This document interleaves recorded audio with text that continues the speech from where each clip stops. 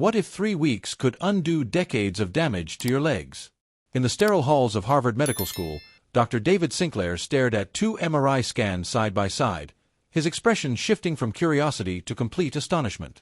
The images showed the same pair of 68-year-old legs, but the transformation was so dramatic that his research team initially thought there had been a mistake with the patient identification numbers. The before scan revealed the typical markers of aging that plague 73% of Americans over 65, reduced blood flow, thinning muscle tissue, and the telltale signs of vascular decline that doctors often dismiss as inevitable consequences of getting older. But the after scan told a different story entirely. 3 weeks earlier, this patient could barely walk 2 blocks without experiencing painful cramping and swelling. Now, the scans revealed something that challenged everything the medical establishment believed about vascular aging. New blood vessels had formed where none existed before.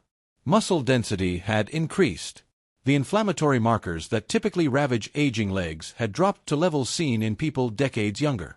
Dr. Sinclair, a man who has dedicated his career to understanding the mechanisms of aging, found himself face to face with evidence that the decline of our legs might not be as inevitable as we once thought. This discovery didn't happen in isolation. Across America, over 200 million people suffer from some form of leg-related circulation problems, from the mild swelling that develops after long days on their feet to the debilitating pain that forces them to limit their daily activities. The economic burden alone exceeds $50 billion annually in healthcare costs, lost productivity, and reduced quality of life. Yet most people accept these symptoms as normal parts of aging, unaware that their legs might be sending them urgent warning signals about their overall health.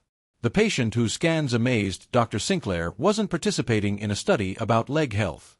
She had volunteered for an experimental longevity protocol designed to test how certain interventions might slow cellular aging. The leg improvements were what scientists call an unexpected secondary outcome, but they quickly became the most talked about results in the research community.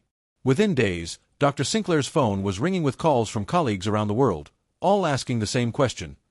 How did a longevity study accidentally solve a problem that has puzzled vascular specialists for decades? The answer lies in understanding that our legs serve as a window into our overall health, and when we improve the fundamental mechanisms of cellular function, the benefits ripple throughout the entire body. But before we dive into the science behind these remarkable changes, we need to understand why leg problems have become such a silent epidemic in American society, and why the medical community has been approaching treatment from the wrong angle entirely. The story begins not with Dr. Sinclair's current research, but with a pattern that emerged from previous longevity studies conducted over the past 5 years. Researchers kept noticing that participants in anti-aging protocols were reporting improvements in symptoms they hadn't even mentioned during initial screenings. People would casually mention that their legs felt stronger, that they could walk further without fatigue, or that the chronic swelling in their ankles had mysteriously disappeared. At first, these reports were dismissed as placebo effects or coincidental improvements unrelated to the experimental treatments. Dr. Sarah Chen, a vascular specialist who collaborated with Sinclair's team, became the first to suggest that these weren't random improvements. She had spent 15 years watching patients struggle with progressively worsening leg symptoms, prescribing compression stockings, blood thinners, and lifestyle modifications that provided minimal relief. The traditional approach focused on managing symptoms rather than addressing root causes, and Chen suspected that the longevity protocols were succeeding because they targeted the cellular mechanisms that conventional treatments ignored. The breakthrough came when the research team decided to formally measure leg health parameters in their longevity study participants. They used advanced imaging techniques including MRI, ultrasound Doppler studies, and microvascular density measurements to create detailed maps of circulation patterns, muscle composition, and inflammatory markers. What they discovered challenged fundamental assumptions about how aging affects our lower extremities. The first surprise was the speed of change. Traditional medicine teaches that vascular improvements take months or years to develop, if they occur at all. But participants in the longevity protocol were showing measurable improvements within the first week. Blood flow increased by an average of 23% in the first 7 days. By week 2, new capillary formation was visible on high-resolution scans. The most dramatic changes occurred in week 3, which is when Dr. Sinclair witnessed the stunning before and after comparison that would reshape his understanding of vascular regeneration. Martha Rodriguez, a 71-year-old retired teacher from Boston, exemplifies the typical transformation. She entered the study with classic symptoms of chronic venous insufficiency. Her legs ached constantly, swelled every afternoon, and turned a mottled purple color when she stood for more than a few minutes. She had tried everything her doctors recommended, from prescription compression stockings that cost hundreds of dollars to multiple medications that came with side effects worse than her original symptoms. After 3 decades of progressive worsening, Martha had resigned herself to a future of increasing limitation and pain. The protocol that Martha followed wasn't complicated, but it was radically different from standard medical approaches. Instead of focusing on symptom management, it targeted the cellular powerhouses called mitochondria that fuel every function in our bodies, including the pumps that maintain proper circulation in our legs. The intervention activated specific genetic pathways that promote the growth of new blood vessels, a process called angiogenesis, while simultaneously reducing the chronic inflammation that destroys vascular integrity over time. By day 10 of the protocol, Martha noticed that her usual afternoon leg swelling was less severe. Her husband commented that she seemed to have more energy for their evening walks. By day 15, she realized she could stand in her kitchen preparing meals without the familiar burning sensation in her calves. But the real shock came during her week 3 scan, when Dr. Sinclair's team discovered that Martha had grown an entirely new network of small blood vessels in her lower legs, essentially creating natural bypasses around areas where circulation had been compromised for years. The implications extend far beyond individual success stories. The research revealed that what we typically consider normal age-related leg problems are actually early warning signs of systemic vascular dysfunction that will eventually affect the heart, brain, and other vital organs. The legs, being furthest from the heart and most affected by gravity, show symptoms first, but the underlying cellular dysfunction is occurring throughout the cardiovascular system. This means that addressing leg symptoms early and effectively isn't just about comfort and mobility. It's about preventing heart attacks, strokes, and cognitive decline that develop from the same root causes. Dr. Michael Torres, a cardiologist who reviewed the study data, was initially skeptical of the dramatic results. He had spent his career treating patients whose heart problems developed over decades, often preceded by years of leg symptoms that were dismissed as minor complaints. When he examined the detailed cardiovascular profiles of the study participants, he discovered something remarkable. The same interventions that improved leg circulation also strengthened heart function, reduced arterial stiffness, and improved overall cardiovascular efficiency. The protocol's success stems from its ability to address multiple aspects of vascular dysfunction simultaneously. While conventional treatments might focus on blood thinning or symptom management, the longevity approach enhances the body's natural repair mechanisms. It boosts production of nitric oxide, a molecule that keeps blood vessels flexible and prevents dangerous clot formation.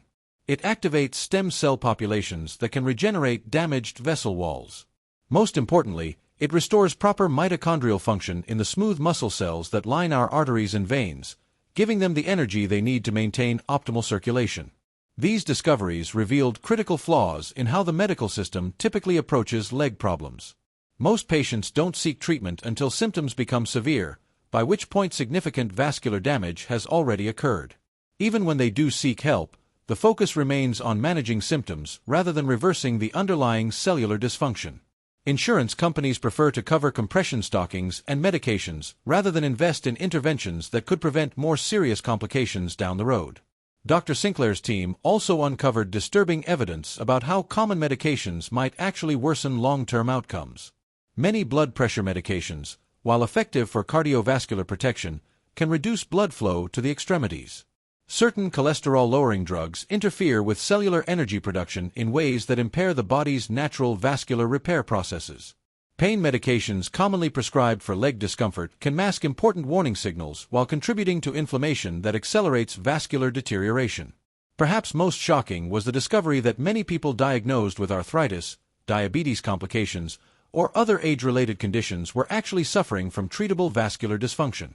When circulation improved through the longevity protocol, symptoms that had been attributed to other causes often resolved completely. This suggests that millions of Americans are receiving inappropriate treatments for misdiagnosed conditions, while the real problem in their legs goes unaddressed. The research also revealed important differences in how men and women experience vascular aging in their legs. Women tend to develop symptoms earlier but respond more dramatically to interventions, possibly due to hormonal factors that affect blood vessel flexibility. Men often ignore early warning signs until circulation problems become severe, but they show more gradual, sustained improvements when proper interventions are implemented. These gender differences have important implications for designing prevention strategies and treatment protocols.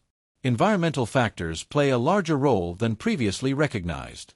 Participants who lived in areas with higher air pollution showed more dramatic improvements, suggesting that the protocol helps repair damage from environmental toxins that accumulate over years of exposure.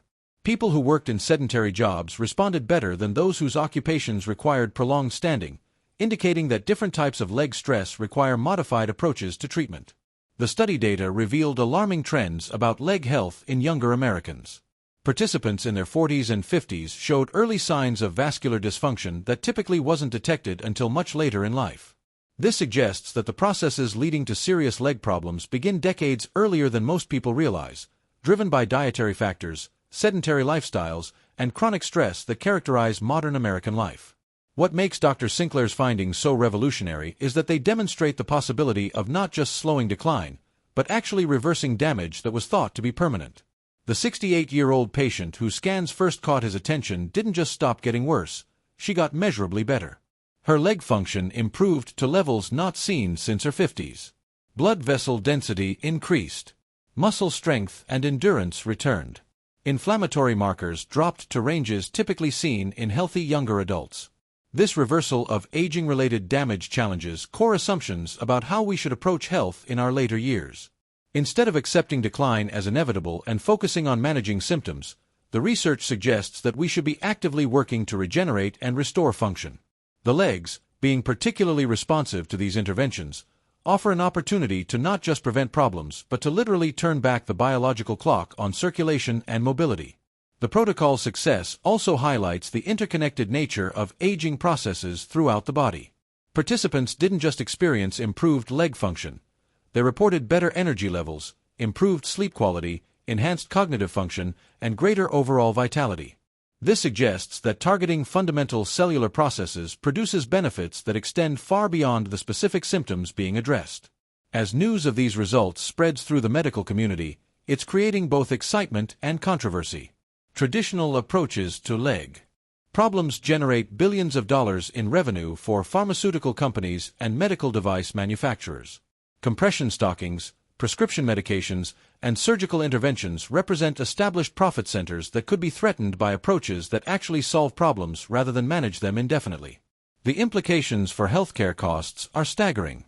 If even a fraction of Americans with leg problems could achieve results similar to Dr. Sinclair's study participants, it would prevent millions of future complications including blood clots, heart attacks, strokes, and the progression to more serious vascular diseases.